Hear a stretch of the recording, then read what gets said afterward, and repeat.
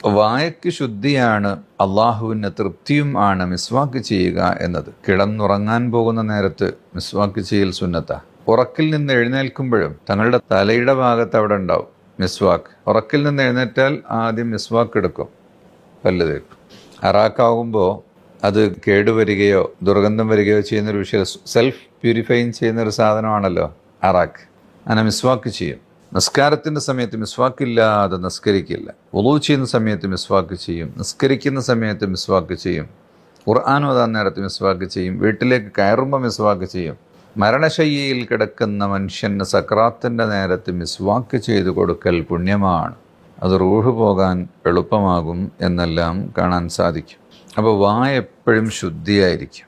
അപ്പോൾ സംസാരിക്കുമ്പോൾ കൂടെയുള്ള ആളുകൾക്ക് വിഷമമുണ്ടാകരുത്. തങ്ങൾ അലി റളിയല്ലാഹു അൻഹുവിന് ഉള്ളി കൊടുത്തിട്ട് കഴിച്ചോളാൻ പറഞ്ഞു. എന്നിട്ട് പറഞ്ഞു, നല്ല സാധനമാണ്, പക്ഷെ ഞാൻ കഴിക്കൂല, ഞാൻ സംസാരിക്കുന്ന ആളുകൾക്ക് അതുകൊണ്ട് പ്രയാസമുണ്ടാകരുത് എന്ന് വെച്ചിട്ടാണ്. അപ്പം മുന്തിയതാണ്, മരുന്നാണ്. ചുവന്ന ഉള്ളി, പ്രത്യേകിച്ച് വെളുത്തുള്ളിയൊക്കെ, പക്ഷേ ഒരിക്കലും വാസന ഉണ്ടാകുന്ന രീതിയിൽ കഴിക്കാൻ പാടില്ല. വേവിച്ചുകൊണ്ടോ മറ്റോ അതിൻ്റെ ഗന്ധം പോക്കണം. മാത്രമല്ല, കഴിച്ചാൽ ആ ദുർഗന്ധം പോയതിന് ശേഷമേ സമൂഹത്തിലേക്ക് വരാവൂ. അപ്പോൾ നബി തങ്ങൾ ആ വായയെ വളരെ ശുദ്ധിയായി സൂക്ഷിച്ചിരുന്നു.